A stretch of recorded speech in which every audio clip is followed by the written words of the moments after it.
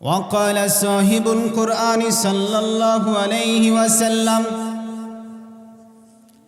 الدنيا خلقت لكم وأنتم خلقتم للآخرة أو كما قال عليه الصلاة والسلام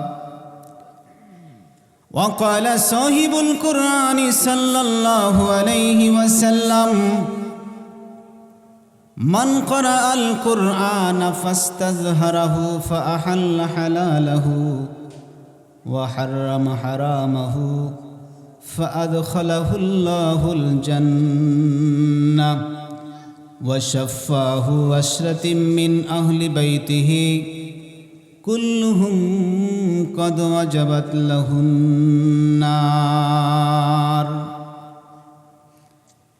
صدق الله مولانا العظيم وصدق رسوله النبي الأمي الكريم ونحن على ذلك لمن الشاهدين والشاكرين والحمد لله رب العالمين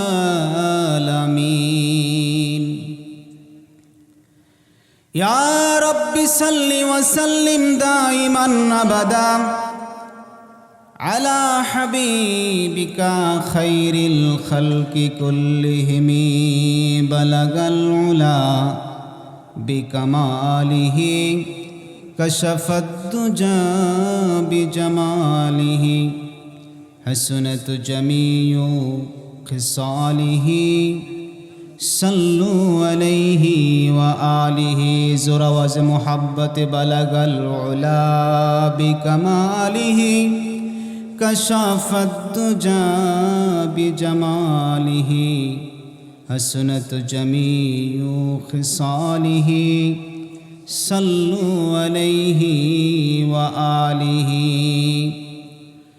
او زمانے معزز تھے حاملی قرآن ہو کر اے زمانہ ذلیل و خر تارک قرآن ہو کر بلغ العلا بکمالہ کشف الدجى بجمالہ حسنت جميع خصاله صلوا عليه وآله كلمة لا إله إلا الله لا إله إلا الله زوري لا إله إلا الله لا إله إلا الله لا إله إلا الله لا إله إلا الله لا إله إلا الله محمد رسول الله صلى الله عليه وسلم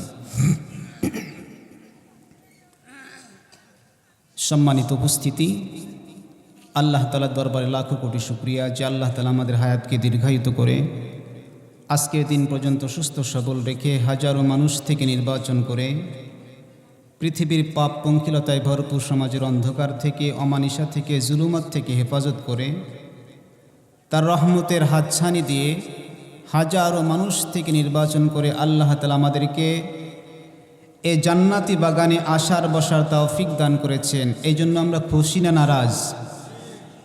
একটু আওয়াজ দিয়ে বলেন। যদি খুশি হয়ে থাকেন সেই মহান রব্বুল আলামিনের দরবারে কালিমাতুশ শুকুর জবান খুলে আমরা আদায় করব। সকলে উচ্চ কণ্ঠে পড়ে নেই আলহামদুলিল্লাহ। আর আমাদের বিশ্বনবী জনাবে মুহাম্মদ রাসূলুল্লাহ সাল্লাল্লাহু আলাইহি ওয়াসাল্লামের শানে ভালোবাসা ও আবেগ নিয়ে দুরুদ ও সালাম পেশ করছি। সকলে পড়ে নেই সাল্লাল্লাহু আলাইহি ওয়াসাল্লাম। আমি আপনাদের সামনে পবিত্র কোরআনুল করিম থেকে 3টি আয়াতে কারিমা তেলাওয়াত করেছি। এবং পবিত্র নবীজি সাল্লাল্লাহু আলাইহি সাল্লামের পবিত্র জবান মোবারক থেকে নিঃসৃত বাণীর মধ্যে থেকে কয়েকটি বাণীর অংশ পাঠ করেছি। আল্লাহ তাআলা যদি তৌফিক দান করেন, তেলাওয়াতকৃত আয়াতে কারিমা এবং পঠিত হাদিসকে সামনে রেখে অল্প সময়ে আপনাদের খেদমতে কিছু কথা বলার চেষ্টা করব। আমা তৌফিকি ইল্লা বিল্লাহ, সকলেই বলেন আমিন। যে কথাগুলো বলার চেষ্টা করব আপনারা সকলেই দোয়া করবেন এই কথাগুলোর উপরে, যাতে করে আল্লাহ তাআলা সর্বপ্রথম আমাকে আমল করার তৌফিক দান করেন এবং আপনাদের সকলকে আমল করার তৌফিক দান করেন। সকলেই বলেন আমিন। আজকে আমরা অনেক বক্তা আমাদের বাংলাদেশের মধ্যে রয়েছে, যেই পরিমাণ বক্তা অনেক সময় দেখা যায় শ্রোতার চাইতে বক্তা বেশি। অনেক মাহফিলের ভিতরে দেখা যাবে ময়দানের ভিতরে 2-4 জন, স্টেজে বক্তা আছে 8 জন। এমনও মাহফিল আমাদের বাংলাদেশে হয়। তো বক্তা আমাদের দেশে অনেক অনেক বক্তা। তো আসলে বক্তা হতে হবে আমলওয়ালা বক্তা, যেটা আমরা আলোচনা করব, যেটা তাফসির করব, যেটা ওয়াজ করব, যেটা নসিহা করব, এই কথাগুলো আগে আমাদেরকে আমল করতে হবে, এরপরে মানুষদেরকে বলতে হবে। এই হাদিস বা এই কথাগুলো মানুষের অন্তরে আঘাত করে। আর যদি আমরা নিজেরাই যদি আমল না করি, আমরা যতই ওয়াজ আর নসিহত করি, এই ওয়াজ নসিহতগুলো আমাদের কাজে আসবে না। এই জন্য দেখা যায় আজকে আমাদের বাংলাদেশে যেই পরিমাণ ওয়াজ মাহফিল হয়, পৃথিবীর অন্য কোনো প্রান্তে, অন্য কোনো দেশে এই পরিমাণ ওয়াজ মাহফিল, তাফসির মাহফিল কোথাও হয় না। কিন্তু যেই পরিমাণ ওয়াজ মাহফিল, এই পরিমাণ আমাদের হেদায়েত নাই। এই জন্য আমি আপনাদের সামনে প্রথমেই দরখাস্ত করি এবং দোয়া চাচ্ছি, যে কথাগুলো বলার চেষ্টা করব, এই কথাগুলোর উপর যাতে করে আল্লাহ তাআলা সর্বপ্রথম আমাকে আমল করার তৌফিক দান করেন। সকলেই বলেন আমিন। শুরুতে একটা কারগুজারি দিয়ে আমার আলোচনা শুরু করব। আশরাফ আলী থানভী রহমতুল্লাহি আলাইহি, তার দরবারে একজন মহিলা তার এক বাচ্চাকে নিয়ে আসছে। হুজুরের কাছে এসে বলতেছে, হুজুর, আমার বাচ্চাটা টক জাতীয় খাবার খুব বেশি পছন্দ করে। আপনি একটু দোয়া করে দেন আর একটু বলে দেন যাতে করে সে টক খাওয়া অভ্যাসটা পরিত্যাগ করতে পারে। আশরাফ আলী থানভী রহমতুল্লাহ আলাইহি তিনি বললেন, মা ঠিক আছে, আপনি 1 সপ্তাহ পরে আসেন। কয় সপ্তাহ পরে আসতে বলছেন? 1 সপ্তাহ পরে আসছেন বাচ্চাটাকে নিয়ে। হুজুরের সঙ্গে আবার সাক্ষাৎ করেছেন। যখন সাক্ষাৎ করা হলো, তো হুজুর ওই বাচ্চাকে ডাক দিয়ে বলেন, বাবা টক খেও না। শেষ, নসিহত শেষ। এই মহিলা পর্দা মেনটেন করে হুজুরকে জিজ্ঞাসা করলেন যে, হুজুর, শুধু একটি কথা বলার জন্য আপনি 1 সপ্তাহ টাইম কেন নিলেন? আপনি তো গত সপ্তাহে বলতে পারতেন যে বাবা টক খেও না, বলতে পারতেন কি না? আপনারা কি কথা বুঝতেছেন আমার? 1 সপ্তাহ সময় হাতে নিয়েছে, অথচ তিনি বলতে পারতেন কিনা যে বাবা টক খেও না? এটা আগে বলতে পারতেন কিনা? তারপরে তিনি 1 সপ্তাহ হাতে টাইম নিয়েছেন। এই জন্য ওই ভদ্র মহিলা হুজুরকে জিজ্ঞাসা করলেন যে, হজরত, আপনি এই শুধু একটি কথা বলার জন্য 1 সপ্তাহ টাইম নিলেন কেন?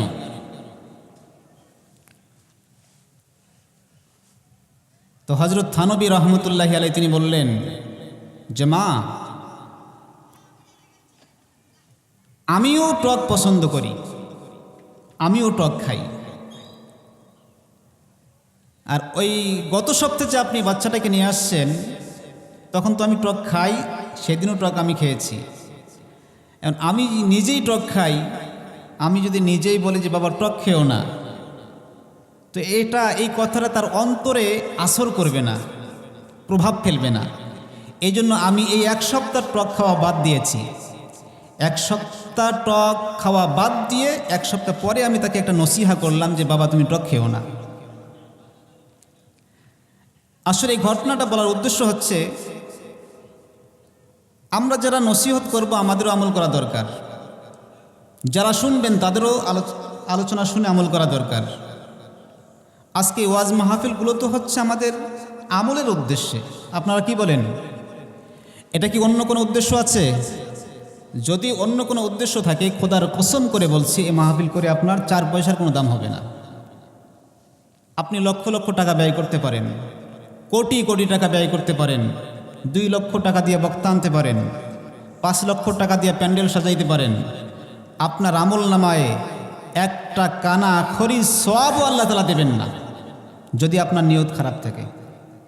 নিয়ত থাকতে হবে রেজায়ে মাওলা, আল্লাহর সন্তুষ্টি, আল্লাহর রেজামন্দি, আল্লাহর নৈকট্য লাভের উদ্দেশ্যে এই মাহফিলগুলো করা দরকার। যদি আল্লাহ রেজামন্দি, আল্লাহর সন্তুষ্টি লাভের উদ্দেশ্যে মাহফিলগুলো করি, এই যে শত শত মানুষ এখানে আসছেন, এখান থেকে যদি একজন মানুষও যদি আমল করে এই মাহফিলটা সফল কাম। একজন আমল যদি করে সফল কাম হয়ে যাবে। আল্লাহ তাআলা আমাদেরকে সকলকে যে কথাগুলো আলোচনা হবে এর উপর আমল করার তৌফিক দান করেন। সকলেই বলেন আমিন। তো যে আয়াতে কারিমা আমি তেলাওয়াত করেছি, এই আয়াতে কারিমাগুলো মূলত প্রথম যে 2টি আয়াতে কারিমা, এই আয়াতে কারিমার শাব্দিক অর্থ আগে আমি আপনাদের বলবো। আল্লাহ তাআলা বলেন, ইয়া আইয়ুহাল্লাযীনা আমানু দুখুলু ফিস-সিলমি কাফা, হে ঈমানদারগণ তোমরা ইসলামে পরিপূর্ণভাবে প্রবেশ করো। আমার কথা বুঝে থাকলে বলেন, আল্লাহ তাআলা কাদেরকে ডাক দিয়ে বললেন কথাটা? ঈমানদারদেরকে, যারা মুমিন, যারা মুসলিম, তাদেরকে ডাক দিয়ে বলেছেন, হে ঈমানদারগণ তোমরা ইসলামে পরিপূর্ণভাবে প্রবেশ করো। এখানে অমুসলিমদেরকে বলা হয় নাই। ইয়া আইয়ুহান নাস উদখুলু ফিস-সিলমি কাফা, এই কথা বলা হয়নি। ইয়া মুশরিকুন উদখুলু ফিস-সিলমি কাফা, হে মুশরিকগণ তোমরা ইসলামে প্রবেশ করো, এই কথা বলা হয়নি। এখানে বলা হয়েছে, হে আমার ঈমানদারগণ, হে আমার প্রিয় বান্দাগণ, হে আমার প্রিয় পাত্রগণ, যারা আমাকে বিশ্বাস করো, আমার পয়গম্বরকে বিশ্বাস করো, আমি তাদেরকেই বলছি তোমরা ইসলামের মধ্যে পরিপূর্ণভাবে প্রবেশ করো। এটা গেল একটি আয়াতের তরজমা। আরেকটি আয়াত, ইয়া আইয়ুহাল্লাযীনা আমানুত্তাকুল্লাহ হাক্কা তুকাতিহি ওয়া লা তামুতুন্না ইল্লা ওয়া আনতুম মুসলিমুন, হে ঈমানদারগণ তোমরা আল্লাহকে ভয়ের মতো ভয় করো এবং মুমিন না হয়ে কবরে আসিও না। পরিপূর্ণ মুসলমান না হয়ে কবরে প্রবেশ করিও না। কথাটা বুঝে থাকলে বলেন, এ কথাটা কাকে বলছে? এটাও মুমিনদেরকে বলছে। আল্লাহ তাআলা এখানে মুমিনদেরকে, যারা ঈমানদার, তাদেরকেই খেতাব করে, তাদেরকেই লক্ষ্য করে বললেন তোমরা ইসলামে পরিপূর্ণভাবে প্রবেশ করো। তাহলে বোঝা গেল ঈমানদার হলেই পরিপূর্ণ মুসলমান হওয়া যায় না। কথা বলেন ঠিক কিনা? আমরা নামকে অস্তে মুসলমান, এই মুসলমান হলেই, ঈমানদার হলেই, আল্লাহকে বিশ্বাস করলেই পরিপূর্ণ মুসলমান হওয়া যায় না। এজন্যই তো আল্লাহ তাআলা কয়েকটি আয়াতে কারিমার ভিতরে বলেছেন তোমরা পরিপূর্ণভাবে ইসলামে প্রবেশ করো, পরিপূর্ণভাবে ইসলামে প্রবেশ করো।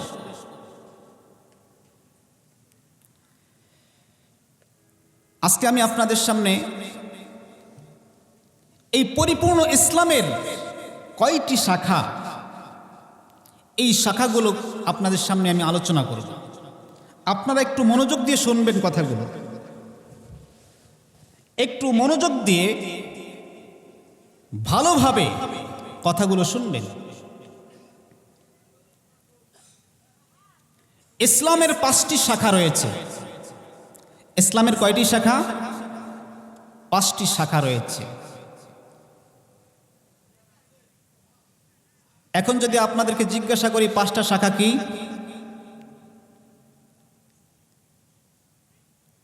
আপনারা একটা সোজা উত্তর দেবেন। কালিমা, নামাজ, রোজা, হজ, জাকাত। এটা বলবেন কি না? না অন্য কিছু বলবেন? আপনারা এটাই বলবেন। এই হাদিসের অর্থ হচ্ছে ইসলামের ভিত্তি 5টি জিনিসের উপরে। আর আমি যে বিষয়টা নিয়ে আলোচনা করব তা হচ্ছে ইসলামের শাখা হচ্ছে 5টি। ইসলামের শাখা 5টি। কথাগুলো ভালো করে শুনবেন। 1 নম্বর আকায়েদ। 1 নম্বর কি? 1 নম্বর কি? আকায়েদ। একটু আওয়াজ দিয়ে বলেন তো 1 নম্বরটা কি বললাম? আকায়েদ। 2 নম্বর ইবাদত। 2 নম্বর কি? ইবাদত। 1 নম্বর আকায়েদ, 2 নম্বর ইবাদত, 3 নম্বর মুআমালাত, 4 নম্বর মুআশারাত, 5 নম্বর আখলাক। কয়টা হলো? 1 নম্বর আকায়েদ, 2 নম্বর ইবাদত, 3 নম্বর মুআমালাত, 4 নম্বর মুআশারাত, 5 নম্বর আখলাক। এই 5টি বিষয়ের নাম হচ্ছে ইসলাম। যে ব্যক্তি এই 5টি বিষয়কে মানবে সেই হবে পরিপূর্ণ মুসলমান। 5টি বিষয়কে মানবে সে হবে পরিপূর্ণ মুসলমান। কথাগুলো ভালো করে শুনবেন। আমরা নামাজ পড়ি, হজ করি, যাকাত দেই, রোজা রাখি, নফল সদকা করি, উমরা করি, মানুষকে দান করি, মসজিদ মাদ্রাসা নির্মাণ করি, সবগুলো একটার ভিতরে। বলতে পারবেন সেটা কি? ইবাদতের ভিতরে। এগুলো সবগুলো ইবাদত। আজকে আমাদের মুসলমানের তো মুসলমানিত্ব নাই, কারণ আমরা পরিপূর্ণ মুসলমান হতে পারি নাই। আজকে আমরা শুধু একটার উপরে রয়েছি, বেশি থেকে 2টা। আকায়েদ। আমরা তো আল্লাহকে বিশ্বাস করি, রসুলকে রসুল হিসাবে স্বীকার করি, আমাদের আকায়েদ ঠিক রয়েছে। আমরা ফেরেশতাকে বিশ্বাস করি, আমরা নবীদের বিশ্বাস করি, আমরা কিতাবসমূহের উপরে বিশ্বাস করি। এটাকে বলা হয় আকায়েদ। এই আকায়েদ আমাদের ঠিক আছে। 2 নম্বর ইবাদত আমাদের ঠিক আছে। তাও তো আমার আগে যে ভাই আলোচনা করলেন তিনি ইবাদত নিয়ে আলোচনা করেছেন। ইবাদতের অনেকগুলো কথা তিনি বলেছেন, আমাদের নামাজেই ঠিক নাই। তাহলে বোঝা গেল আমাদের ইবাদতটাও ঠিক নাই। তাহলে আকায়েদ আমাদের আছে, ইবাদত আছে, তাও আবার সবার না। আজকে কি এই মহল্লা সবাই নামাজ পড়ে? তাহলে সবার ইবাদতও ঠিক নাই। 3 নম্বর মুআমালাত, 4 নম্বর মুআশারাত, 5 নম্বর আখলাক। এই 3টা আজকে আমাদের করুণ অবস্থা। মুআমালাত মানে লেনদেন। মুআমালাত মানে লেনদেন। আজকে কি আমাদের লেনদেন ঠিক আছে? মুসলমানদের লেনদেন আজকে আমাদের ঠিক নাই। আজকে আমরা মানুষের হকগুলো আদায় করছি না, আমাদের লেনদেন শেষ। আমি দোকানে 1 কেজি চাল নিয়ে আসছি, বললাম যে আমি বিকেলে টাকাটা দিয়ে যাব। এই বিকাল করতে করতে করতে 1 মাস চলে গেল, এই বিকাল আর আসে না। এমন মুসলমান আছে কি নাই? আমাদের মুআমালাত ঠিক নাই, লেনদেন ঠিক নাই। মুসলমান, পরিপূর্ণ মুসলমান হইতে পারলাম না। এভাবে কতগুলো হক যে আমরা নষ্ট করি, কত মুআমালাত আমাদের নষ্ট হচ্ছে। আমাদের মধ্যে অনেক মুসলমান আছে হজ করে, তাহাজ্জুদ পড়ে, মসজিদ থেকে বের হয়ে ঘাড়ের মধ্যে কোদাল নিয়ে 2 জমির মাঝখানে যে একটা রাস্তা থাকে, এটা কি বলে? আইল বলে কিনা? এই হাজী সাহেব মসজিদ থেকে বের হয়ে কোদাল নিয়ে এই আইল প্রত্যেক দিন কাটে। কাটতে কাটতে কাটতে কাটতে এই আইলকে এমন বানাই ফেলছে, মনে হয় যে সেই যে আপনার জাহান্নামের উপরে যে পুলসিরাত, ওই পুলসিরাত বানাই ফেলছে এই আইলটাকে। এমন মানুষ আছে কি নাই? ওই আইল দিয়ে একসময় মানুষ গরুর গাড়ি নিয়ে যাইত। আজকে ওই আইল দিয়ে যখন বকরি যাবে, এই বকরি গিয়ে ইন্নালিল্লাহ পরে যে আল্লাহ এই পুলসিরাত কে বানাইল, পুলসিরাত বানাইল কে? উনি পেরেশানের মধ্যে পড়ে যায়, বকরিও গিয়ে পেরেশানের মধ্যে পড়ে যায় যে এই পুলসিরাত বানাইল কে? এমনকি আমাদের সমাজের মধ্যে নাই? এই যে ব্যক্তি নামাজ পড়ল, হজ করেছে, জাকাত দিয়েছে, এরপরে প্রত্যেক দিন এই যে আইল কাটে, আচ্ছা বলেন তো এই আইলটা এটা কি ওই ব্যক্তির জমি না ওটা জনগণের পাওনা? এটা জনগণের পাওনা কিনা? আপনি জনগণের হককে নষ্ট করলেন, মুআমালাত নষ্ট করলেন। আপনি হজ করেছেন, কি হয়েছে? কিয়ামতের ময়দানে এর কারণে আল্লাহর দরবারে আসামির কাঠগড়ায় দাঁড় হতে হবে আপনাকে। আরো ছোট্ট ছোট্ট বিষয়গুলো দেখেন, আপনারা খেয়াল করবেন। এই মনে হয় এখানে অনেক সময় বাদামওয়ালা এখানে আসে। আমার মাথায় পাগড়ি, মাথায় টুপি, মুখে দাড়ি, নামাজ পড়ে বের হইলাম, আর বাদামওয়ালাকে বললাম যে ভাই বাদাম কত করে? বলতেছে এত টাকা। তা দাও 5 টাকার বাদাম দাও। 5 টাকার বাদাম দিচ্ছে, এই দিক থেকে তুলে আর খায়, তুলে আর খায়। আপনি যে এই 3টি বাদাম তার কাছ থেকে খেয়ে ফেললেন, এর জবাবটা কে দেবে? আমরা কি এগুলো খেয়াল করেছি কোনোদিন?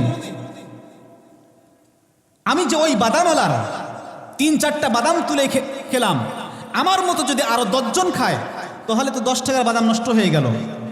একজন গরিব মানুষ সারাদিন মিলে সে বিক্রি করে 200, 300, 400, 500, আর আমরা যদি 10 জন এইভাবে তার দুইটি করে বাদাম খেয়ে ফেলি, তাহলে তার 10-20 টাকার বাদাম নষ্ট হয়ে যাবে কিনা? আমি ওই গরিবের হকটাকে নষ্ট করলাম, আমার মুআমালাত নষ্ট। আজকে তো আমরা এগুলোকে গুনাহ মনে করি না, অথচ ইসলামের বড় একটা শাখা মুআমালাত, এগুলো আমরা মনেই করি না এগুলো গুনাহ।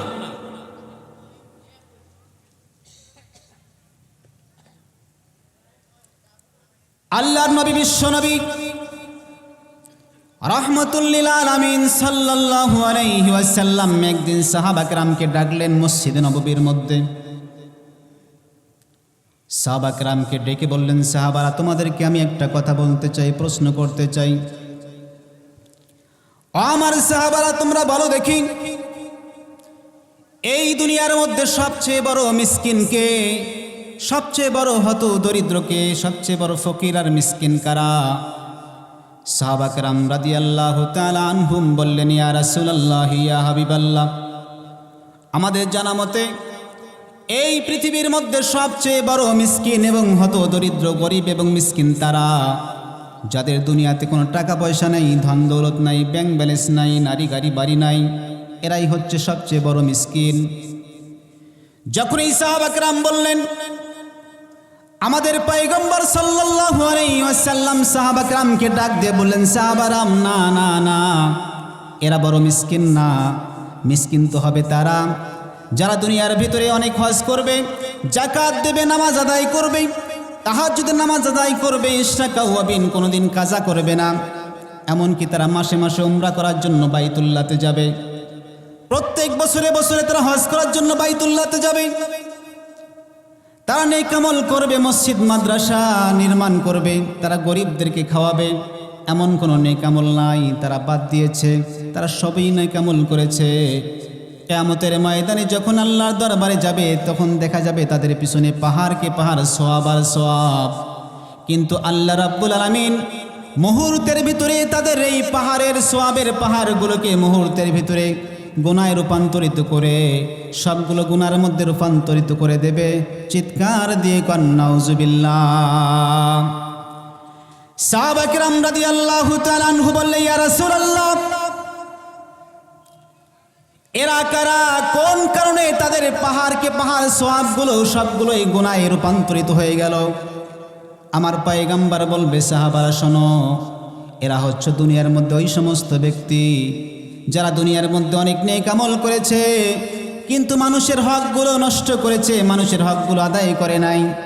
এই কারণে আল্লাহ রাব্বুল আলামিন তাদেরকে কাল কিয়ামতের ময়দানে মানুষের হকগুলো দিতে দিতে তাদের নামাজ কালাম সবগুলোই চলে যাবে, হজগুলো চলে যাবে, জাকাতগুলো চলে যাবে, নফল ইবাদতগুলো চলে যাবে, ইশরাকা ওয়া বিন তাহাজ্জুদের নামাজ সবগুলোই চলে যাবে। এক পর্যায়ে তাদের ওই পাওনাদারের জিম্মার ভিতরে যত গুনাহ ছিল, এই গুনাহগুলো আল্লাহ রাব্বুল আলামিন তাদের জিম্মার মধ্যে দিয়ে দিবে। চিৎকার দিয়ে কন নাউজুবিল্লাহ। দৃষ্টান্ত স্বরূপ আমি আপনাদের সামনে কিছু কথা বলতে চাই। কিয়ামতের ময়দানে আল্লাহ রাব্বুল আলামিনের দরবারে একজন ব্যক্তির পাহাড়কে পাহাড় সওয়াব আর সওয়াব। আল্লাহ রাব্বুল আলামিনকে ডাক দিয়ে বলবে, রব্বুল আলামিন, আমার তো পাহাড়কে পাহাড় সওয়াব, আপনি আমাকে জান্নাতে ঢোকার অনুমতি দিয়ে দেন। আল্লাহ রাব্বুল আলামিন বান্দাকে ডাক দিয়ে বলবে, বান্দা দাঁড়া দাঁড়া, তুমি তো জান্নাতে যাবে যাবে। আমার পয়গম্বর বলেছে, মান ক্বালা লা ইলাহা ইল্লাল্লাহু ফাদখালাল জান্নাহ। যে ব্যক্তি কালিমা শরীফ তেলাওয়াত করেছে, ঈমান আনয়ন করেছে, ওই ব্যক্তি তো একদিন জান্নাতের মধ্যে যাবেই তো যাবে। কিন্তু বান্দা, তুমি তো জান্নাতে যাইতে চাইতেছো, তবে দেখি তোমার বিরুদ্ধে কিয়ামতের ময়দানে আমি আল্লাহ তাআলার দরবারে কয়েকজন ব্যক্তি মামলা দায়ের করেছে। এই মামলাগুলো নিষ্পত্তি না হওয়া পর্যন্ত তুমি জান্নাতে যাওয়ার অনুমতি পাবে না। এ আল্লাহর বান্দা আল্লাহ রাব্বুল আলামিনকে ডাক দিয়ে বলবে, রব্বুল আলামিন, এই কটু করুন কিয়ামতের ময়দানে কে আমার নামে মামলা দায়ের করলো? আল্লাহ রাব্বুল আলামিন বান্দাকে ডাক দিয়ে বলবে, বান্দা, দুনিয়ার মধ্যে তোমার কোনো দুশমন তোমার নামে মামলা দায়ের করে নাই। তোমার পরিবারের তো তোমার নিজের পরিবারের মধ্যে একজন ব্যক্তি অতি পরিচিত, তোমার ওই ব্যক্তি, এই ব্যক্তি যে ব্যক্তি তোমার নামে মামলা দায়ের করেছে অন্য কেউ নয়, তোমার নিজের মায়ের পেটের বোন।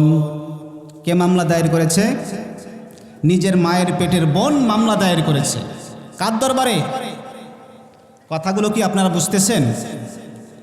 কে কার নামে মামলা দায়ের করেছে?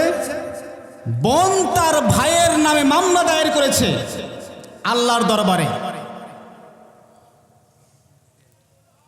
এ আল্লাহর বান্দা আল্লাহ রাব্বুল আলামিনকে ডাক দিয়ে বলবে, রব্বুল আলামিন, আমার বোন আমার বিরুদ্ধে কেন মামলা দায়ের করলো? আল্লাহ রাব্বুল আলামিন বোনকে ডাক দিয়ে বলবে, বান্দি, তোর জবান খুলে দিলাম, তুই বল কেন তুই তোর ভাইয়ের বিরুদ্ধে কেন মামলা দায়ের করলি?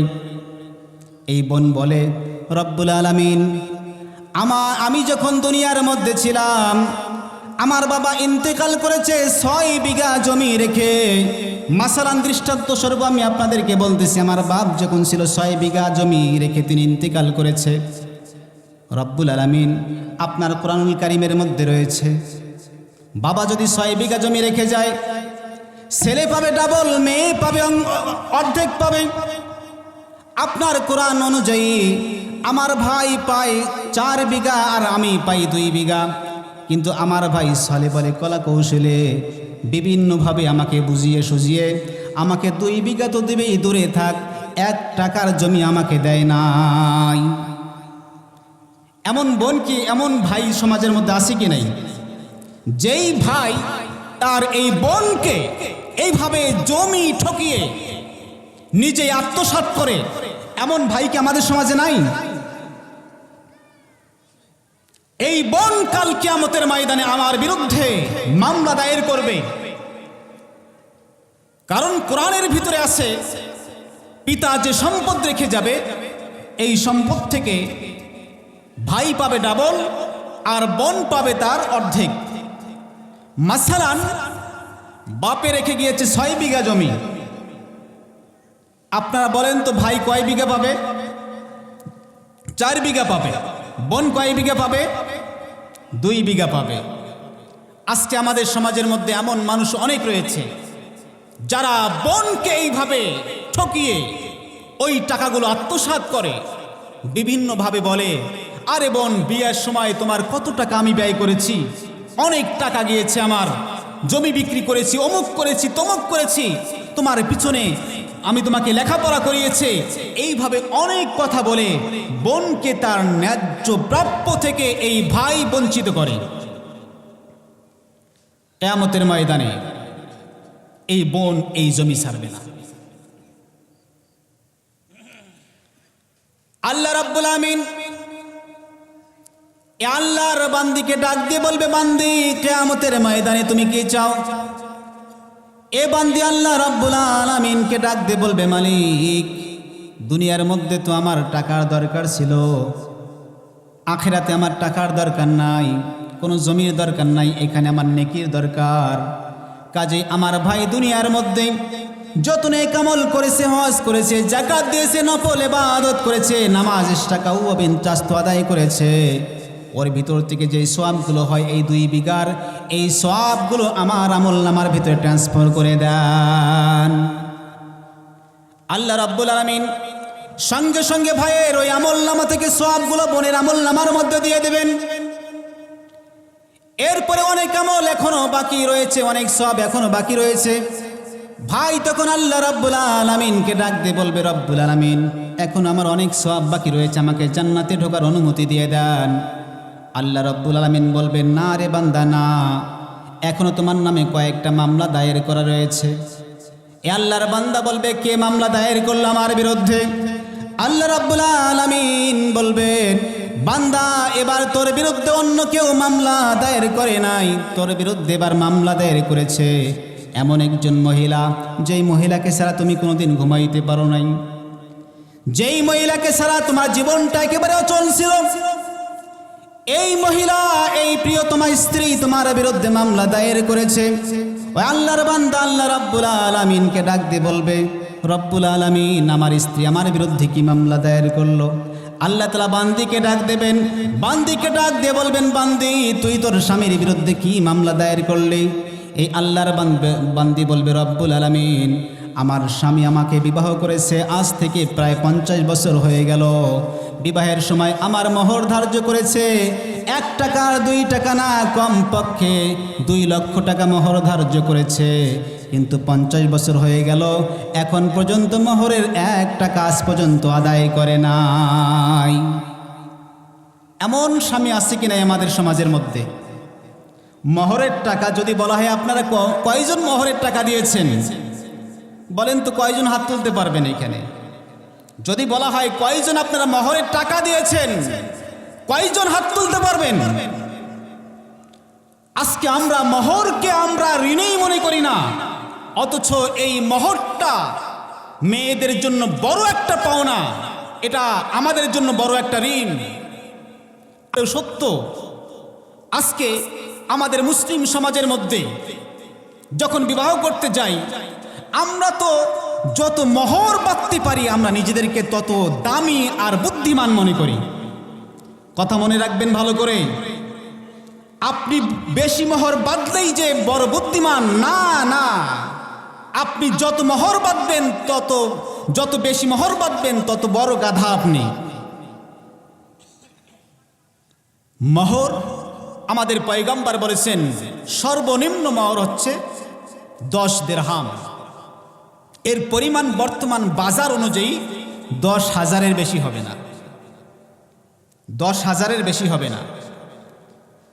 আরেকটি মোহর হচ্ছে মোহরে ফাতিমি বলা হয়, যেটা আমাদের পয়গম্বর সাল্লাল্লাহু আলাইহি সাল্লাম তার মেয়ের বিবাহতে নির্ধারণ করেছিলেন, যার বর্তমান বাজার মূল্য প্রায় 1.5 লক্ষ টাকার মতো আসবে। তো মোহরের বিষয়টা হচ্ছে, স্বামী যতটুকু মোহর দিতে পারবে এতটুকুই মোহর বাঁধবে। আজকে আমরা বিবাহের ভিতরে গিয়ে 1 লক্ষ, 2 লক্ষ, 5 লক্ষ, 10 লক্ষ, 20 লক্ষ, এমনকি 30 লক্ষ, 50 লক্ষ পর্যন্ত মোহর নির্ধারণ করে। কারণ মোহর নির্ধারণ করলে তো দেওয়া লাগে না, বাঁধলেই তো হলো, মোহর তো দেওয়া লাগে না।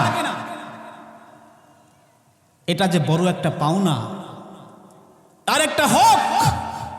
আজকে আজকে আমরা এই হকটা হকই মনে করি না। আফসোস আর পরিতাপের বিষয়, পাওনা একটা জিনিস আমরা পাওনাকে পাওনাই মনে করি না, ঋণেই মনে করি না। আপনি এই ঋণ নিয়ে কিয়ামতের ময়দানে যাবেন, আল্লাহর দরবারে আসামির কাঠগড়ায় দাঁড় হতে হবে আপনাকে।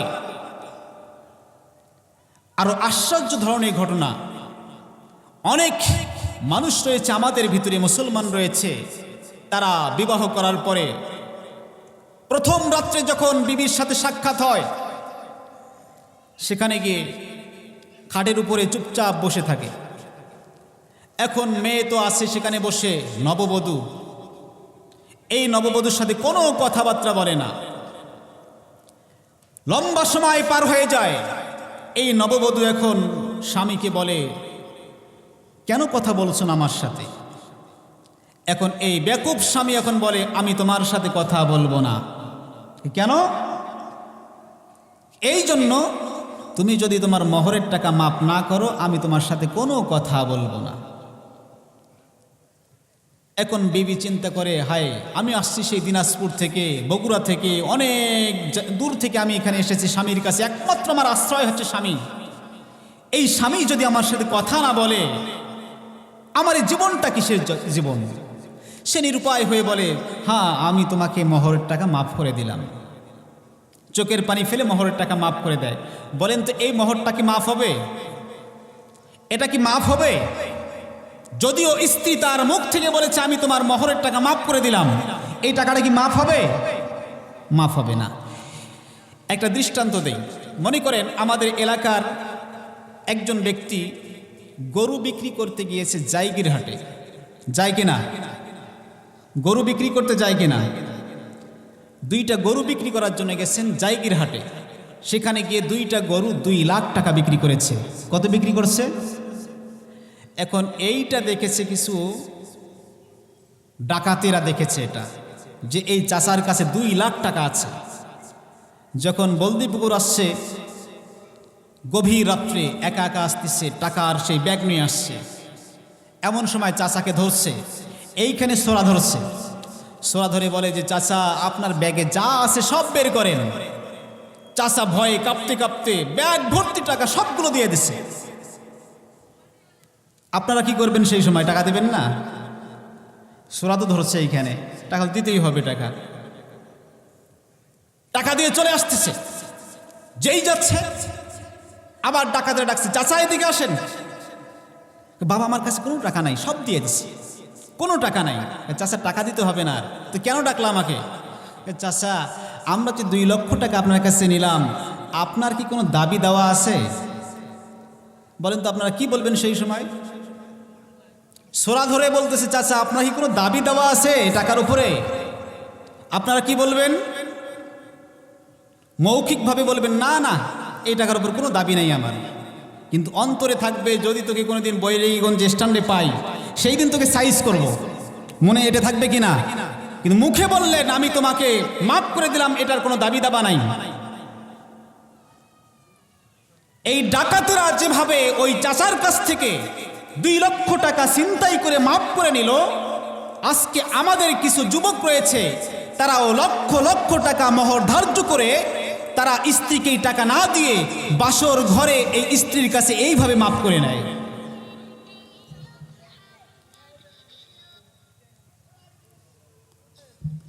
বলেন তো, এটা মাফ হবে কি? মাফ হবে এটা? আজকে আমরা এইভাবে যে মোহরবাদী, কেন আপনি মোহর বাঁধবেন? এত কেন বাঁধবেন মোহর? আল্লাহ আপনাকে যেই পরিমাণ সম্পদ দিয়েছে, ওই পরিমাণ আপনি মোহর ধার্য করেন। যতটুকু আপনি দিতে পারবেন ততটুকু দিয়ে আপনি মোহর ধার্য করেন। এখানে তো আবার আরেকটা কাহিনী হয়ে আছে, কারণ উনি তো আবার মোহর নিয়েছে। যেখানে মোহর নেওয়ার কথা হচ্ছে স্ত্রীর, আজকে আমাদের যুবক ভাইয়েরা এই মহিলা সেজে তারা আজকে মোহর নিয়ে নেয়। বলে যে, না, কিছুই দেওয়া লাগবে না আমাকে, তবে আমার একটু যাতায়াত করতে হয় রংপুর শহরে, একটা পালসার দেবেন। কিছুই দেবেন না, একটা পালসার দেবেন। আর হচ্ছে আপনার মেয়ে থাকবে, একটা সোফা সেট দেবেন, একটা খাট দেবেন, রান্না বান্না করার জন্য একটা রাইস কুকার, তারপরে আপনার ফিস তো এখন বর্তমান দিতেই হবে, মানে কিছুই দেওয়া লাগবে না, এই হয় বলতেই আছে, লিস্ট কমে না, বাড়তেই আছে, কিছুই দেওয়া লাগবে না। পরিশেষে বলল যে আমার কোনো আত্মীয় স্বজন নাই, তবে কমপক্ষে 4টা বাস যাবে, তারপর 3টা ট্রাক যাবে, আর কমপক্ষে 100-150 মোটরসাইকেল আমার বন্ধু বান্ধব যাবে, আর কেউ যাবে না। এইভাবে আজকে আমরা জুলুম করে মেয়ের পক্ষকে হেনস্থা করে, এমনকি এই মেয়ের বাপ এক পর্যায়ে জমি জমা বিক্রি করে, গরু ছাগল বিক্রি করে, এমনকি লোনের উপরে টাকা নিয়ে এই মেয়েকে এইভাবে বিবাহ দিচ্ছে। জুলুমের উপর জুলুম আমরা করছি মেয়ের বাপের উপরে। এই জালেম কাল কিয়ামতের ময়দানে ছাড় পাবে না। আমরা দল বেঁধে এইভাবে মেয়ের বাসায় গিয়ে পেট ভরে খেয়ে আসলাম, আর মেয়ের বাপ হার্ট ফেল করে মারা যাচ্ছে, আমরা খেয়াল করলাম না। আমি যে ওই বিবাহতে গিয়ে খানাটা খাইলাম, কিয়ামতের ময়দানে আমাকে হিসাব দিতে হবে। মুআমালা ঠিক নাই, আমাদের মুআমালা ঠিক নাই। আমার বন্ধুগণ, এরপর আল্লাহ রাব্বুল আলামিন বান্দিকে ডাক দিয়ে বলবে, বান্দি বল তোর অভিযোগ কি, তুই কি জন্য তোর স্বামীর বিরুদ্ধে মামলা দায়ের করলি? আল্লাহর বান্দি বলবে, রব্বুল আলামিন আমার স্বামী আমাকে বিবাহ করেছে 1 দিন আর 2 দিন না, 50 বছর হয়ে গেল, মোহর ধার্য করে 5 লক্ষ টাকা, কিন্তু আজ পর্যন্ত একটা মোহর সে পরিশোধ করে নাই। রব্বুল আলামিন আজকে আমি মোহরের টাকা চাই। আল্লাহ রাব্বুল আলামিন বান্দিকে ডাক দিয়ে বলবে, বান্দি কিয়ামতের ময়দানে নাই কোনো টাকা পয়সা তো কিছুই নাই, কোনো সম্পদ নাই, কিছুই নাই, তুমি কিভাবে মোহর শোধ করবা? ওই বান্দি বলে, রব্বুল আলামিন আজকে আমার মোহরের কোনো দরকার নাই, আজকে আমার দরকার হচ্ছে নেকি আর নেকির। আমার স্বামী যতগুলো হজ করেছে, যত যাকাত দিয়েছে, যত নেক আমলগুলো করেছে, এই নেক আমলগুলো সওয়াবগুলো আমার আমল নামার মধ্যে দিয়ে দেন। স্ত্রীর আমল নামায় সব চলে যাবে। আপনি হজ করেছেন, যাকাত দিয়েছেন, ওই ঋণ শোধ করতে করতে সব চলে যাবে।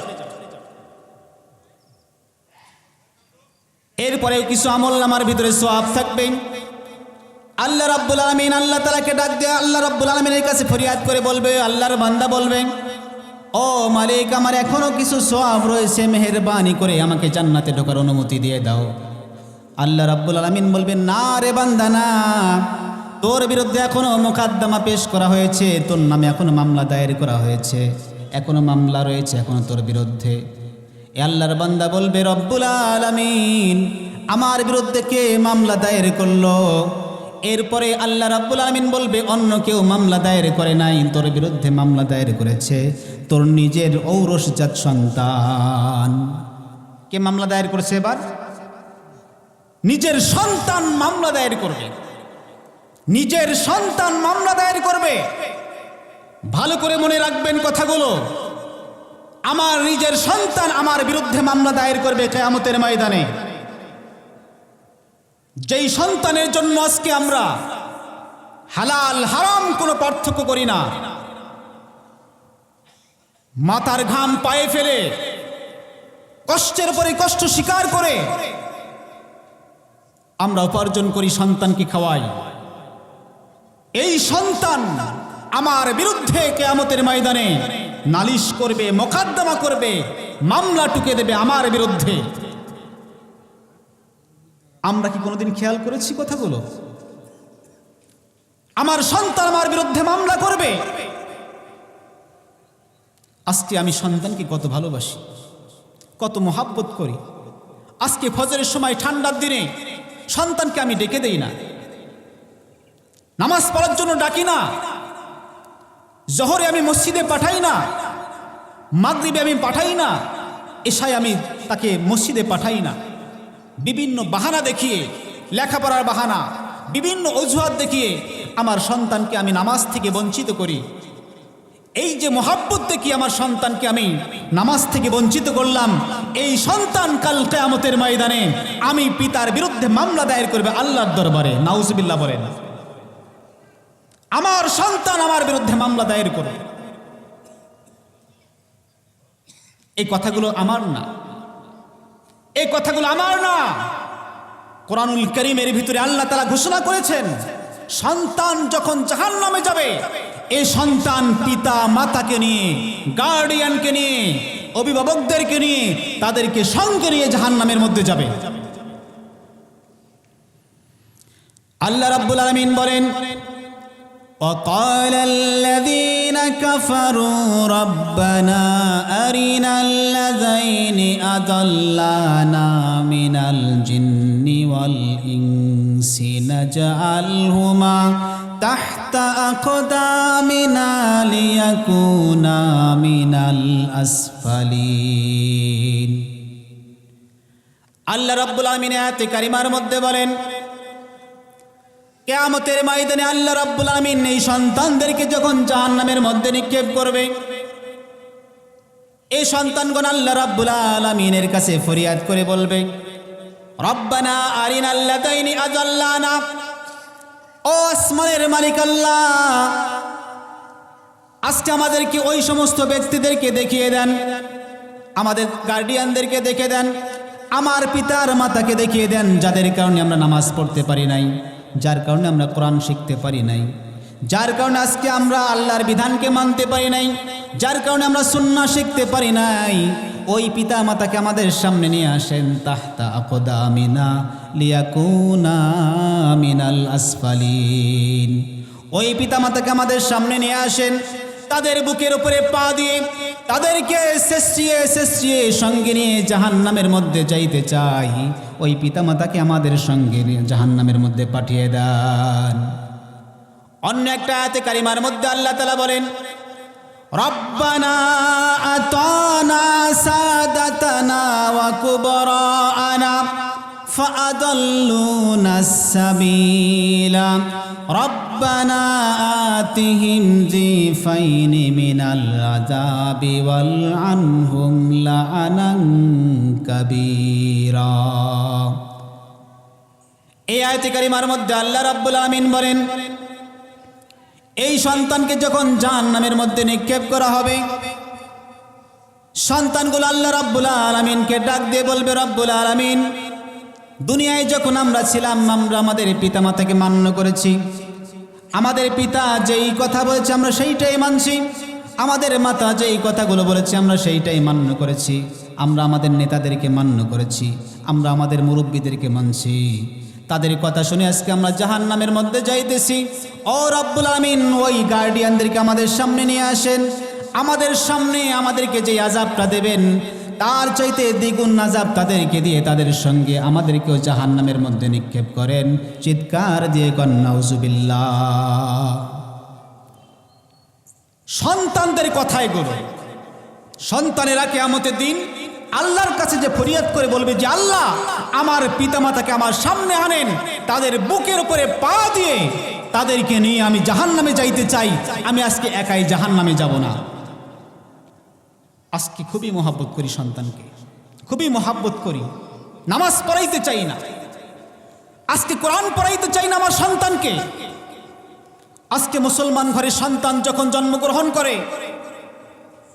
বুঝতে পারুক আর না পারুক, বিশাল বড় একটা ব্যাগ তার মাথায় ঝুলিয়ে দেওয়া হয়। যদি হিসাব করা হয়, তার ওজনের চাইতে ব্যাগের ওজনটা বেশি হবে। এই ওজনওয়ালা ব্যাগ বহন করতে করতে করতে করতে 8-10 বছর চলে গেল। এরপরে স্কুল, এরপর কলেজ, এরপরে ইউনিভার্সিটি, এরপরে বিদেশে পাড়ি জমায়। বিদেশে পাড়ি জমানোর পরে এই সন্তান বাংলাদেশে এসে বলে, দেয়ার ইজ নো গড, স্রষ্টা বলতে কেউ নাই। নাউজুবিল্লাহ। এমন সন্তান আমাদের দেশে আছে কি নাই? এমন কুলাঙ্গার সন্তান আমাদের দেশে আছে কি নাই? দুঃখজনক হলো সত্য, দিন যত গড়াচ্ছে আজকে আমাদের বাংলাদেশের ভিতরে নাস্তিকদের সংখ্যা দিন দিন বৃদ্ধি পাচ্ছে। নাস্তিকদের সংখ্যা দিন দিন বৃদ্ধি পাচ্ছে। মুসলমানের ঘরের সন্তান নাস্তিক হয় কিভাবে? মুসলমানের সন্তান তারা বলে আল্লাহ বলতে কেউ নাই। দুঃখজনক, দুঃখজনক। কেন? এর মূল কারণ হচ্ছে আজকে আমরা যেই সন্তানকে যেই সিলেবাসে শিক্ষা দেই, এই সিলেবাসে আল্লাহর কথা নাই। দেখেন আজকে স্কুলের ভিতরে আমাদের সন্তানকেই তো আমরা স্কুলে পড়াই। এই স্কুল, কলেজ, ইউনিভার্সিটি এগুলোতে যে ধারাবাহিকভাবে যেই সিলেবাসগুলো রয়েছে, এই সিলেবাসের ভিতরে একটু যে সুন্দর করে কোরআন শিখবে, হাদিস শিখবে, আল্লাহকে চিনবে, রসুলকে চিনবে, এমন কোনো ব্যবস্থা সেখানে রাখে নাই নাস্তিকেরা। যার কারণে এই সন্তানগুলো বড় হয়ে নাস্তিক হয়ে যাচ্ছে। একসময় আমাদের দেশে নাস্তিকের সংখ্যা খুবই কম ছিল। আজকে তাজ্জুব হয়ে যাবেন, ঢাকা বিশ্ববিদ্যালয়, জাহাঙ্গীরনগর বিশ্ববিদ্যালয় হাজার হাজার ছাত্র তারা নাস্তিক হয়ে গেছে। কোরআনের বিরুদ্ধে কথা বলে, হাদিসের বিরুদ্ধে কথা বলে, আমাদের পয়গম্বরের বিরুদ্ধে কথা বলে, কোরআনের বিরুদ্ধে কথা বলে মুসলমানের সন্তান। কেন? আজকে আমাদের সন্তানকে কি শিক্ষা দিচ্ছি আমরা? কি শিক্ষা দিচ্ছি? এই সন্তান কাল কিয়ামতের ময়দানে আমার বিরুদ্ধে, আপনার বিরুদ্ধে আল্লাহর দরবারে মামলা দায়ের করবে। বাঁচার রাস্তা নাই, বাঁচতে পারবেন না। এই জন্য সন্তানের যে হকগুলো রয়েছে, এই হকগুলো আদায় করেন। সন্তানের হকগুলো আদায় করেন। সন্তানের হক আবার কি? আমরা তো শুধু মনে করি শুধু পিতামাতারই হক। হুজুর আলোচনা করেন, পিতামাতার সম্বন্ধে আলোচনা করেন, পিতামাতার হক সম্পর্কে আলোচনা করেন। অনেকজন অনেক কথা বলে যে পিতাকে মানে না, মাতাকে মানে না, মাকে মানে না, তাদেরকে বৃদ্ধাশ্রমে রেখে আসতেছে। একটু কথা বলেন পিতামাতার হক সম্পর্কে। আমি বলতে চাই, পিতামাতার হক তো আদায় করতে হবে, এটা তো জরুরি। তবে সর্বপ্রথম সন্তানের হককে আদায় করা প্রত্যেক পিতামাতার উপরে ফরজে আইন। সন্তানের হকগুলো আজকে আমরা আদায় করি না। সন্তানের হক কি? সন্তানের প্রথম নম্বর হক, সন্তান এখনো দুনিয়াতে আগমন করে নাই, তখনই সন্তানের হকগুলো আদায় করা। এক নম্বর হক মনে রাখবেন ভালো করে। আপনি যদি ছেলে হন, আপনারও হক রয়েছে, জিম্মাদারি রয়েছে। আপনি যদি মেয়ে হন, আপনারও জিম্মাদারি রয়েছে। সন্তানের হকগুলোর ভিতরে প্রথম নম্বর যে হকটা, তা হচ্ছে সন্তানের জন্য একজন সুন্দর, একজন দিনদার মাকে নির্বাচন করা। যুবক ভাইরা ভালো করে মনে রাখবেন, সন্তানের হক আপনাকে বিবাহের আগে আদায় করতে হবে। যখন আপনি বিবাহ করতে যাবেন, আপনাকে আপনার অনাগত সন্তানের একজন মা নির্বাচন করতে হবে, দিনদার, পরহেজগার, আল্লাহওয়ালা মেয়েকে। আপনি যদি মা নির্বাচন করতে ভুল করেন, আপনার সন্তান কোনোদিন ভালো সন্তান হবে না।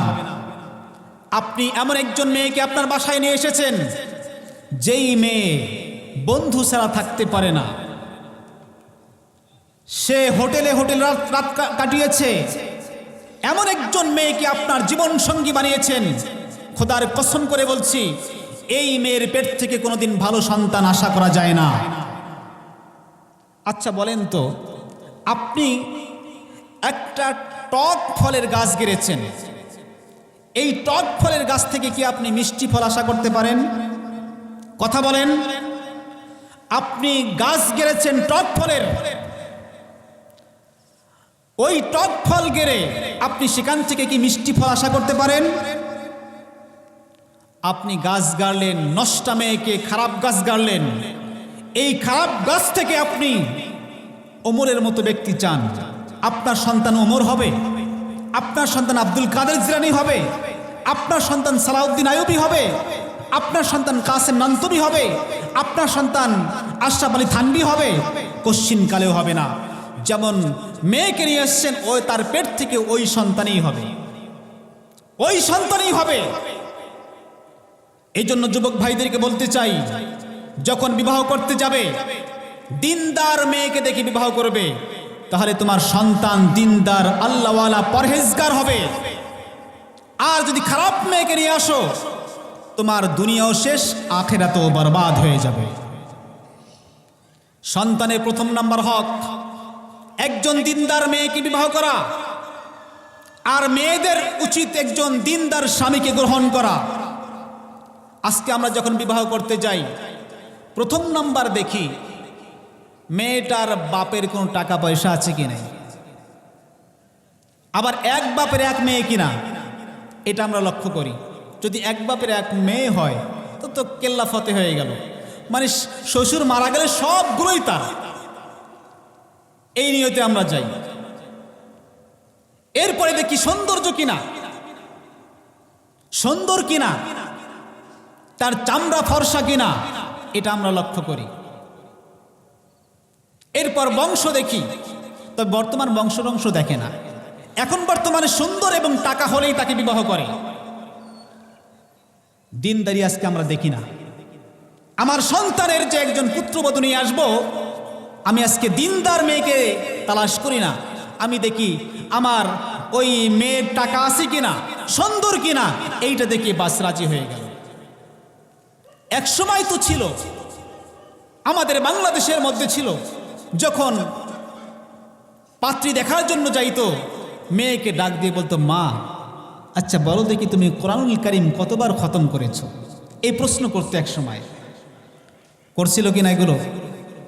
মেয়েদেরকে এটা জিজ্ঞেস করতো, মা তুমি কোরআনুল কারীম কতবার খতম করেছো। মেয়েটাও আস্তে করে বলতো, আঙ্কেল একবার, দুইবার, তিনবার, এইভাবে বলতো। কিন্তু আজকে বর্তমান যখন মেয়ে দেখার জন্য যায়, ডাইরেক্ট কোথায় কোরআন কোথায় হাদিস, মা তুমি কি পাশ করেছো, কি পাশ করেছো।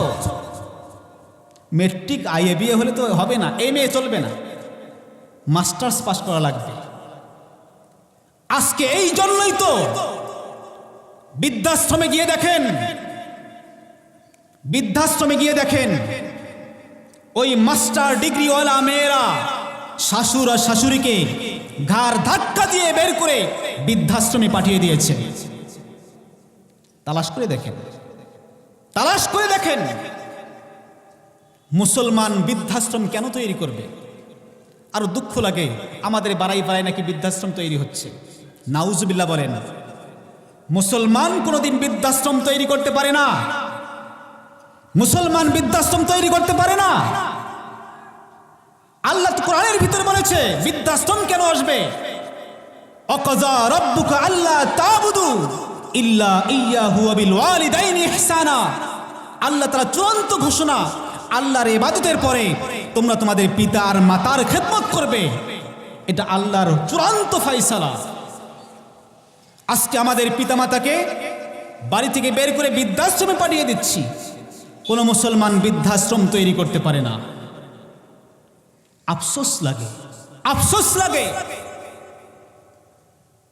আমাদের দোষ সবচেয়ে বেশি, আমরা যখন পুত্রবধূ নির্বাচন করতে গিয়েছি স্কিম দেখেছি, মাল সম্পদ দেখেছি, যার কারণে আজকে ওই পুত্রবধূ আজকে আমাকে ঘাড় ধাক্কা দিয়ে বৃদ্ধাশ্রমে পাঠিয়ে দিচ্ছে।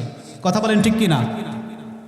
এই জন্য যুবক ভাইদেরকে বলতে চাই, যখন আপনারা বিবাহ করতে যাবেন সৌন্দর্য দেখেন, ঠিক আছে, নবীজি বলেছেন সৌন্দর্য দেখেন, তবে দিনদারি থেকে সৌন্দর্য দেখেন। আগে প্রাধান্য দেন দিনদারিকে। তুনকাহুল মারআতু লিআরবাইন লিমালিহা লিজামালিহা ওয়া লিহাসাবিহা ওয়া লিদীনিহা ফাসফুর বিজাতিদ দ্বীন। পয়গম্বর বলেছেন, যখন আরবের লোকজন বিবাহ করতে যাইতো চারটা গুণ দেখতো। এক নম্বর সৌন্দর্য দেখতো, দুই নম্বর মাল দেখতো, তিন নম্বর বংশ দেখতো, চার নম্বর দিনদারি দেখতো। আমার পয়গম্বর বললেন যখন তোমরা যাবে দিনদারিকে প্রাধান্য দিবা। তোমার এই মেয়েকে দেখবা দিনদারি তার ভিতরে আছে কি নাই, যদি দিনদারি থাকে এই মেয়েকেই তোমরা গ্রহণ করো। তোমার পরিবারটাকে জান্নাতের টুকরায় রূপান্তরিত করবেন। চিৎকার দিয়ে কোন সুবহানাল্লাহ। আল্লাহর পয়গম্বর বলেন, সন্তানের অনেকগুলো হক আল্লাহর পয়গম্বর আমাদেরকে জানিয়ে দিয়েছেন। তার মধ্যে প্রথম নম্বর হক হলো সন্তান দুনিয়াতে আসার আগেই হকটা আদায় করতে হবে। তা হচ্ছে সন্তান যখন দুনিয়ায় আগমন করে নাই তার মাকে নির্বাচন করতে হবে, দিনদার পরহেজগার একজন মেয়েকে নির্বাচন করতে হবে। এরপরে দুই নাম্বার হক হলো যখন সন্তান দুনিয়ার মধ্যে আগমন করবে যেই দিন সন্তান দুনিয়ার মধ্যে আগমন করবে ওই সন্তানকে ডান কানে আজান এবং বাম কানের একামতের শব্দগুলো শুনিয়ে দিতে হবে। যেই দিন এই সন্তান ভূমিষ্ঠ হবে এই সন্তানকে কোলের মধ্যে নিয়ে আল্লাহু আকবার আল্লাহু আকবার, আশহাদু আল্লা ইলাহা ইল্লাল্লাহ, আশহাদু আল্লা ইলাহা ইল্লাল্লাহ, এই শব্দগুলো তার কানের ভিতরে শুনিয়ে দিতে হবে। এই শব্দগুলো বলার জন্য কোনো ছেলে মেয়ে পার্থক্য করা হয় নাই। ছেলেও দিতে পারবে, মেয়ে দিতে পারবে, দাদা দাদি নানা নানি সবাই এই আজান আর ইকামতগুলো সন্তানের কানের মধ্যে দিতে পারবে। আল্লাহর পয়গম্বর বলেন যেই ব্যক্তি সন্তানদের এই হকটা আদায় করবে এই সন্তান কোনো দিন নাস্তিক হবে না। 3 নম্বর হক হলো সন্তান যখন দুনিয়াতে আগমন করবে 7ম দিনে তার জন্য আকিকা করতে হবে। ছেলে হলে 2টা বকরি দিয়ে আকিকা করবে, মেয়ে হলে 1টা বকরি দিয়ে আকিকা করতে হবে। এরপরে তাহানিক করতে হবে। একজন হুজুরকে ডাকিয়ে হুজুরের মুখের ভিতরে একটা খেজুর চাবিয়ে দিয়ে খেজুরের রসগুলো ওই সন্তানের তালুর মধ্যে লাগিয়ে দিতে হবে। এটাও সন্তানের জন্য বড় একটা পাওনা। এরপরে তাবাররুক করতে হবে, তার জন্য বরকতের দোয়া করতে হবে। এরপরে সন্তান যখন 7ম দিনে পদার্পণ করবে এই সন্তানের জন্য ভালো একটা নাম নির্বাচন করতে হবে। আজকে দুঃখজনক হলেও সত্য, মুসলমানের ঘরের সন্তান আজকে নাম যদি জিজ্ঞাসা করা হয়, শেল্টু বেল্টু, আকাশ বাতাস পানি আর তুফান, এই নামগুলো যদি জিজ্ঞাসা করা হয় এ সন্তান মুসলমান না হিন্দু, খ্রিস্টান না বৌদ্ধ জানার কোনো কায়দা নাই। মুসলমান না হিন্দু, কথা বলেন ঠিক কিনা? আজকে মুসলমানদের বড় একটা পাওনা, সন্তান যখন দুনিয়ার মধ্যে আগমন করবে তার জন্য সুন্দর একটা নাম নির্বাচন করতে হবে। আল্লাহর পয়গম্বর বলেন কাল কিয়ামতের ময়দানে সন্তানকে নাম ধরে ডাকবে। এই নামের কারণে আল্লাহ রাব্বুল আলামিন কাল কিয়ামতের ময়দানে অনেক ব্যক্তিকে জান্নাতের মালিক বানায় দেবে। আবার এই নামের কারণে অনেক ব্যক্তিকে আল্লাহ তাআলা জাহান্নামের মধ্যে নিক্ষেপ করবে। চিৎকার দিয়ে কন নাউজুবিল্লাহ। এরপরে সন্তান যখন আস্তে আস্তে কথা বলতে শিখবে, সন্তান যখন কথা বলতে শিখল আমরা আমাদের সন্তানকে শিক্ষা দেই, বলো আব্বা আব্বা আব্বা, আম্মা আম্মা আম্মা, এই শব্দগুলো শিক্ষা দেই। বলো দাদু দাদু দাদু, বলেন ঠিক কিনা? এই কথাগুলো আমরা শিক্ষা দেই। না না না, মুসলমান না, এইভাবে সন্তানদেরকে শিক্ষা দেওয়া যাবে না। সন্তান যখন ভূমিষ্ঠ হবে, যখনই কথা বলতে পারে, এই সন্তানকে সর্বপ্রথম শিক্ষা দিতে হবে আল্লাহ আল্লাহ আল্লাহ আল্লাহ আল্লাহ আল্লাহ। এই শব্দগুলো আমাদের সন্তানদেরকে শিক্ষা দিতে হবে, যাতে করে সন্তান দুনিয়ার মধ্যে সর্বপ্রথম আল্লাহ তাআলার নাম উচ্চারণ করতে পারে। চিৎকার দিয়ে কোন সুবহানাল্লাহ। এরপরে সন্তান যখন আস্তে আস্তে চলার উপক্রম হলো, যখন সন্তান চলার উপক্রম হলো, আল্লাহ রাব্বুল আলামিন বলেন উল হাল ইয়াস্তাবিল্লাযীনা ইয়ালামুনা ওয়াল্লাযীনা লা ইয়ালামুন ইন্নামা ইয়াতাযাক্কারু উলুল আলবাব। আল্লাহ তাআলা বলেন যাদেরকে কোরআনুল কারীম শিক্ষা দেওয়া হলো আর যাদেরকে কোরআনুল কারীম শিক্ষা দেওয়া হলো না তারা বরাবর হইতে পারে না, তাদের মাঝে ব্যবধান আসমান আর জমিন। আমাদের পয়গম্বর বলেন যেই সন্তানকে কোরআনুল কারীম শিক্ষা দেওয়া হলো, আমাদের পয়গম্বর বলেন মান ক্বরাআল কুরআনা ফাস্তাযহারাহু ফাহাল্লা হালালাহু ফাহাররামা হারামাহু ফাদখালাহুল্লাহুল জান্নাহ। আমার পয়গম্বর বলেন যেই সন্তানকে আপনি কোরআনুল কারীম শিক্ষা দেবেন এই সন্তান কাল কিয়ামতের ময়দানে আল্লাহ রাব্বুল আলামিন তাকে বিশাল বড় একটা জান্নাত দান করবেন। চিৎকার দিয়ে কোন সুবহানাল্লাহ। শুধু তাই নয় মুসলমান, এই সন্তান কাল কিয়ামতের ময়দানে আমার পয়গম্বর বলেন শাফাহু মিন আশরাতিম মিন আহলি বাইতিহি কুল্লুহুম কদ ওয়াজাবাত লাহুন নার। এই সন্তান কাল কিয়ামতের ময়দানে তার পরিবারস্থ লোকদের মধ্যে থেকে এমন 10 জন ব্যক্তির জন্য সুপারিশ করবে, তাদেরকে জাহান্নাম থেকে টেনে টেনে তাদেরকে টেনে নিয়ে জান্নাতের মধ্যে পৌঁছে দেবেন। চিৎকার দিয়ে কোন সুবহানাল্লাহ। আরেকটি হাদিসের মধ্যে আমাদের পয়গম্বর বলেন যেই পিতার মাতা সন্তানকে কোরআনুল কারীম শিক্ষা দেবে কাল কিয়ামতের ময়দানে এই পিতার মাতার মাথার মধ্যে এমন একটা তাজ পরিধান করে দেওয়া হবে লোকজন বলবে রব্বুল আলামিন দুনিয়ার মধ্যে তো এই বান্দা কোনো নেক আমল করে নাই, নামাজ পড়ে নাই, যাকাত দেয় নাই, হজ করতে পারে নাই, অত্যন্ত গরিব মানুষ ছিল, কিন্তু কিয়ামতের ময়দানে এর এত সম্মান কেন, এত দাম কেন কিয়ামতের ময়দানে? আল্লাহ রাব্বুল আলামিন বলবে বান্দা শোন, এই বান্দা তো নিজে কোরআন পড়তে পারে নাই, নিজে কোরআন তেলাওয়াত করতে পারে নাই, কিন্তু তার সন্তানকে আমার পবিত্র কালামুল্লাহ শরীফ শিক্ষা দিয়েছে। এই শিক্ষা দেওয়ার কারণে আমি আল্লাহ তাআলা তার উপরে এমন খুশি হয়ে গেছি, ওই ছেলেকে তো জান্নাত দিয়েই দেব, এমনকি তার এই পিতার মাতাকে জান্নাতের মালিক বানায়া দিলাম। চিৎকার দিয়ে কোন সুবহানাল্লাহ।